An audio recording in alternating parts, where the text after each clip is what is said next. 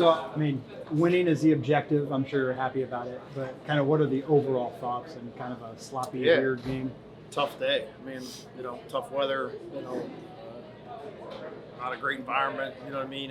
So just be able to, get some gritty, tough yards, and some tough defensive plays, some third down stops. I thought were really key. We held a college football team without a touchdown in a football game. Obviously, pressed by our defense. It wasn't as efficient and as rhythmic as our offense has been in weeks past, but still a lot of rushing yards on a defense that had not given up many rushing yards. Obviously the turnover in the first half in the red zone hurt us a lot. And you take a knee there at the end. So a couple scores there that were probably wiped off the board. You probably feel a little bit different maybe about that side of the ball. But I think Luke Pollock stepping up, making a couple key kicks in a nasty weather day. And some guys making some tough plays, as I mentioned. What do you think? I mean, Penny had 2 big errors early, and then to come back and get the ceiling touchdown and that long run. Yeah, I mean, great rebound for him, and especially we lost. Jock got hurt, and Willie Shaw came in and gained some tough yards at some key moments. I thought did a really good job. Those two guys, carried us at a time where we there wasn't much passing available to you at parts of throughout the course of the day, just because the ball was soaking wet and tough weather day. What does it say about the character of this team being able to find these kind of gritty wins as compared to, say, like a Texas Southern one where you just go out and dominate? Yeah. Well, I mean, obviously you can't simulate, adversity in practice. I mean, you think you can, and you try to create it as best you can as a staff, and but you can't come close to the moments like this where there's 3 minutes on the clock and you got to go get a scoring touchdown, and they have a guy wide open down the sideline and misplays a ball that could potentially tie the game, and you got to rebound and play after that play and get a stop, which we did. And again, like I said, we're in a short field. Emilio's punting with his heels on the goal line. He's a freshman, and hammers a punt over past the 50-yard line. So just some things like that I think they're character building, and but plays we expect to make. Well, you mentioned the environment. How these guys are human. I mean, there's nobody in the stands. It's cold. How difficult is it for teenage guys to get up week after week after week, and then you have an environment like this? Yeah, I mean, it's just it's difficult, obviously, and it's just the emotion of it. But you have to control what you can control. Right. You got to do what your responsibility is to the best of your ability, and hold yourself to the standard that we've set for ourselves. And I say this all the time to our team: man's greatest struggle, being who you said you were going to be all the time. And you'd love to have the stadium packed. You'd love it to be 75 and sunny. You'd love it to be on primetime TV. But not every game is going to be that way for us. And we got to find the ways to bring our own energy. We got to find ways to rally around one another and win tough moments. And I thought today we did a good job of that. With that, you guys can only play the schedule your belt, and you guys are taking care of business. Is there a level of excitement, though, going into some of these big games now? I don't think there'll be any issue getting up next Saturday. Yeah, I mean, I think that, they all count as one. This one counts the same as, any of the ones we've won in the past. And, obviously this week coming up, you got to go 1-0 each week. And obviously we know we have playing a tremendous opponent this week in Miami, and a well-coached team who's had a couple key wins that would grab anybody's attention on their schedule. And have played consistent football for, most of the year. And we got to go on the road and do it. This one, of course, makes you bowl eligible 14 straight seasons doing that. Just how does that speak to the expectations that this program continues to build on? Yeah, it's consistency, and I think that, when you strive to be good at anything, you want consistency, and obviously we've been able to recruit at a level and develop players at a level that we're able to have this level of consistency that you see. And it becomes a challenge each and every week to continue to improve and to continue to get better. But, again, like I said, this one will put this one to bed, watch tape, and then get ready for the next one. What's the balancing act with Penny of saying, hey, man, like this is unacceptable, but at the same time you want to coach him up so he's ready once he's back in there? Yeah, I know. I guess everybody, when somebody makes a mistake, everybody wants to cancel everybody out and get rid of them. And my kids make mistakes. I can't trade my kids in. So I talk to my children and make sure that they're good. And just like we're going to talk to our players and make sure that they understand the magnitude of their mistakes and that they fix it. And this is not an individual sport. This is a team sport. This is not golf or tennis where you hit a bad shot and you talk to yourself and self-talk and fix it. You got to understand the impact that it makes for everybody else around you. And guys aren't trying to miss blitz pickups or not trying to fumble the ball. Receivers aren't trying to drop the ball. Quarterback's not trying to, be inaccurate with the ball. You know what I mean? Defensive players aren't trying to miss their gap sometimes. I mean, it's just it's why they play the game. You know, and you got to do a good job of identifying what your weaknesses are and fix them, and highlight the good things and make sure that you fall into the complacency places that some teams do, and so you slip up and get beat. You have sent messages to Penny in the past after fumbles. What made you come back to him today? Well, I think that I know the I think roster was different too. I think today, I mean, obviously that, he got the message. He was out for a couple of series there, and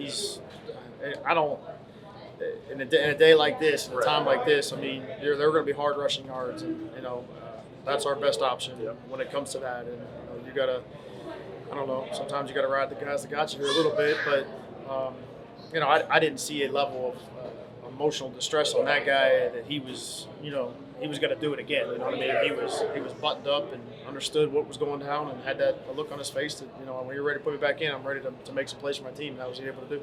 On a Midwestern day like this, how confident are you to just kind of ride your offensive line? Yeah, I mean, I think that, they'd be the first to tell you, I didn't think they played very good today, to be honest with you. I mean, I thought we missed some things that we've handled in the past, and some communication things got screwed up a little bit. But give Ball State's front credit. I mean, they're obviously the elements allowed them to sell out to stop the run. I mean, this is not you're just going to block your guy and there's a second level defense and a third level defense. Everything is compressed and everything is down. So I'll give them credit for a good plan, trying to affect the offensive line with movements and pre-snap shifts and some of that stuff. And, I thought we handled it for the most part, but I thought for sometimes it created some havoc for us and created a couple negative yardage plays, would put us behind the sticks. And when you get behind the sticks in a downpour, it's tough sledding on offense. And then one more. Maxon Hook in the first half had the back down in the end zone, which prevented a touchdown. He had the interception at the end. Home State, a bunch of people here. How important has he been to this defense the last few years? Yeah, I mean, important to the program. I mean, not just this defense. I mean, obviously a tremendous kid and a tremendous leader, a guy that we're lucky to have on our football team. And obviously this game means a little extra to him because you can have a big crowd and come here to see you play because he's not too far from here. But, it's cool to see him in those moments and playing really good. Anthony Torres from the state here, too, I thought had a really good day, a really solid day all day long. And, some guys from the state from Indiana that were here today with us, I thought had really good games. I lost and everything toward the end of the game, but you made the play in the first half, first quarter or second quarter, where you knocked the ball down in the end zone. That ended up being a pretty big play. What kind of happened there? If you could run through it. Yeah, we were just in cover two. They had two tight ends, and quarterback was looking over there. There's only a few concepts that he can run, and the dude broke out, so I just made a play on the ball. The interception at the end, kind of same thing. You see the ball coming to you. What kind of goes through your mind? Yeah, most of the game I'd been playing just like right over the QB because he was scrambling. Came to 4th and 10. They told me to just go play in the actual post to play deep. So I just read his eyes. He overthrew the seam and just made a play on the ball. You knew that they were going to run that read option a lot, but so what kind of adjustments do you have to make throughout the game just to continue to slow them down? Yeah, we didn't really know who the starter was going to be until game time, and we found out it was one. Then we knew there was going to be a lot of QB design runs, and then obviously when it started raining, they're just going to run the ball the whole time mostly. So we had to we kind of went to like a cover one and used the middle safety just to play the QB the whole time. How excited are you guys to show what you can do to kind of get to the meat of your schedule here? I know you played the schedule you played. You guys have taken care of business, but a lot of exciting opportunities out here. Yeah. Saturday. Yeah, I mean, this is the time. This month is, if you want to go to the championship, you got to win these games. They're all big games. Every single one's basically a playoff game. So they'll all be, challenging, and we got to bring it every week. I know you're just playing an hour from home today. How kind of inspired do you get to play in front of all these family and friends over here? Yeah, I could have easily gone to Ball State because it's 40 minutes from my house, but I wanted to go play Toledo just because I like the coaches a lot better, and I thought it just fit my play style a lot better. But to come back home and be able to play in front of a lot of my family, and I probably had like 40 or 50 people here. It was just really nice, and it's always fun to play in front of your family. Just I don't know how frustrating. How patient did you have to be out there on offense today? Gotta be a little patient, It was raining, a little slick out there, and we had some players kind of banged up afterwards. But all in all, kept the main thing, and then that's getting the dub, getting the win. So I can't be more satisfied with that. So. What was kind of the discussion after Ball State kicked the field goal to tie it at 6-6? I think there was 4 or 5 minutes left, and you basically have one drive to win the game. Really, just keep playing our game. Just really just executing at a high level. Just trying to execute the main thing, and really just try to dissect the defense the best as we could. And later on, we figured out that it was the run game, and once we figured that out, it was all up for that. So. How nice is it to see Penny bounce back in a way after he had that fumble in the first half to then be able to really break out and carry the load towards the end? Yeah, it's real good. Just seeing him, after that fumble, you kind of see his head was down. And I just told him good, bro. Just be you. Just continue being you, and just let that go. We got a full game to play, and he did that, and head was high. He held his head high, and then after that, he just started sitting on the runs, 6-yard gains, 7-yard gains, and next thing he popping off for 30 yards. So it's good seeing that. You played who's on the schedule. You guys are taking care of business. How excited are you to kind of get into the meat of things of the huge game next week? It's real good, like we always say, just keep one game at a time. Just focus on one. Like I said, one game at a time. We focus on Ball State this week. Now we focus on Miami of Ohio next week, and nothing else. So.